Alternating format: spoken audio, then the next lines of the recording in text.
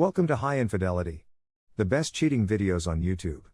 If you enjoy this content, remember to subscribe and turn on notifications.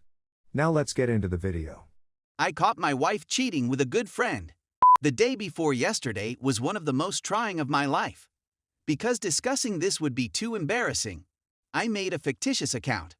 My job requires me to travel on occasion, and I had planned to be out of town for the weekend as part of my vacation.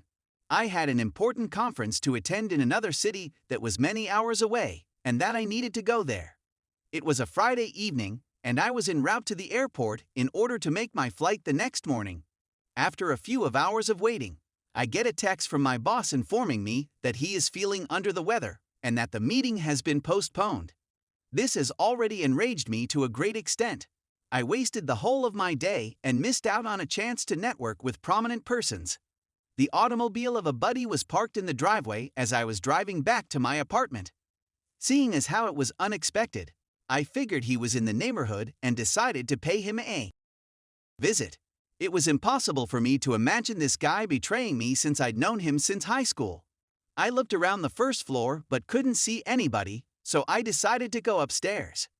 After overhearing a discussion in the master bedroom, I decided to look inside. I was taken aback when I discovered one of my closest friends having relations with my wife. She and him were both naked, and I could tell how depressed and hungover this guy was. His penis was a good deal longer and heavier in weight than mine was. As soon as I saw them, I challenged them and evicted my friend. As though I couldn't come up with anything to say, my wife proceeded to express her regret. The reason she did it was beyond me, and I couldn't tell whether it was her first time cheating. We had a heated discussion about how our life had been a catastrophe and how she wanted to have with other men. Our marriage had come to an end at this point, and I filed for divorce within a few days of finding out. In the 4 months after this transpired, I descended into a state of complete despair. Why did she believe that was bad? Considering that my is only a little shorter than average, 5.25 inches, I didn't expect to have any difficulties. Every single girl I've been with has been wonderful, and no one has ever complained. When I'm having with someone, they typically seem to like it. Is it possible that she's speaking the truth here? I'm losing my mind trying to find out the truth, and it's affecting my self-esteem. It's been a while since I've talked to my friend about this event, and I'm still enraged that he stabbed me in the back for no apparent reason. I'm at a loss on what to do to get myself out of this rut I'm in. Story 2. I don't know how or what to feel. I understand why she did it, and I'm not mad. My ex-boyfriend and I have been excellent friends for the past 4 years now. Because of her brother's attack on her, she was taken into foster care and put with an abusive family. She also ran away from police when being arrested for stealing a vehicle, for which she was sentenced to juvenile prison. In addition, she had an ex-husband who mistreated her because she wanted to go in the army, and she fell pregnant with her son while they were together.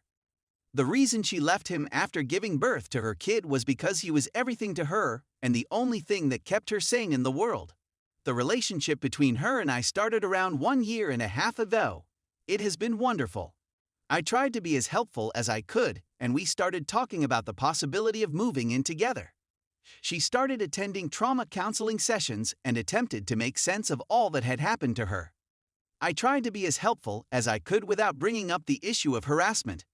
Then her biological mother told her that she was divorcing her stepfather, and her life was turned upside down. Because she lived a few states away and I work full-time and am finishing my master's degree this spring, she decided to send her child to live with her mother for a few weeks to assist her get through the difficult time. The whole time she was there, her ex-husband was aware of her presence, waited until her mother left for work, then broke into the house in her. She was able to get him off of her and pursue charges against him, but she thereafter remained distant. I did everything I could think of, including sending flowers and calling them several times a day, as well as scheduling a 2-week vacation from work to see them during the Christmas break. In retrospect, I believe she had a mental breakdown and cheated on me with a high school friend who had just returned from deployment. He pressured her into it, and she subsequently claimed she couldn't handle being in a relationship at the time. We lost touch after that. She went further down the rabbit hole and began abusing heroin, dropped out of school to work as a stripper, stopped going to treatment, and I only recently learned from mutual acquaintances that she had lost custody of her child and committed herself. I was devastated to learn this. I'm sitting here thinking about everything that's occurred and hating myself for all that has transpired. Despite the fact that I didn't go to her aid because I felt she would be okay, I became resentful of myself after the assault since I had failed to prevent it. Even if I hadn't been there, she'd still be here. Her child would have a mother who loved him with every fiber of her being, and while it may sound selfish, I'd still have my dearest friend, the one who made getting out of bed in the mornings a breeze. When I go to bed now, the room feels empty. I would give anything to feel her resting on me, breathing gently on my chest until my arm falls asleep again, but that will never happen, and I will have to live with the knowledge that she spent her final days in agony because she believed I despised her. Story 3. My 28 female, very pregnant best friend, 28 female, just lost the father/her boyfriend, 28 male, in a tragic accident. CW, death of depression. Andrea, my closest friend, has always struggled with men. She was continually staying when she shouldn't have been, and none of them were kind to her. She met Jesse around a year ago. He's a wonderful person, amazing humor, and treats her like the sun rises and sets on her.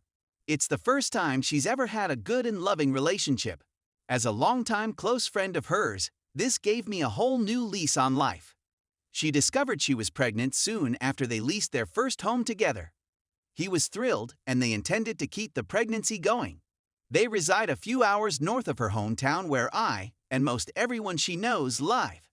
They also determined that after their lease expired, they would return to our hometown and begin establishing their family there around a month before the baby is due. The short-term lease that signed is close to his hometown, where he works, and has been entirely supportive of her so she doesn't have to start a new career during her pregnancy. They did all the delightful little things that come with having a baby: naming, appointments, nursery planning, baby books, etc. And her baby shower is coming Saturday. Little Guy will be born on Christmas. She's staying with her folks for a few days before the shower.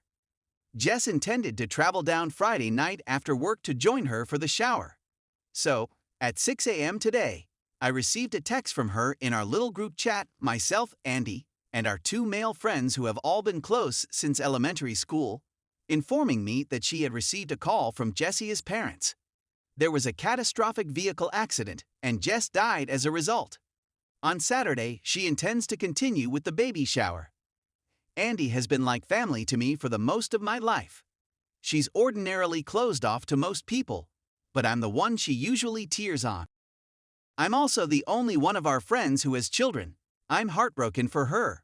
I only met Jesse a few times, but he was such a lovely guy.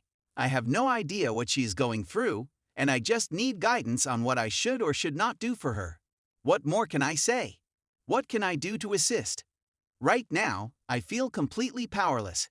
How could I ever suggest that everything would be fine? I'm sorry, but I'm just so confused and grieving so much for my buddy. Anything that would be of assistance would be much appreciated.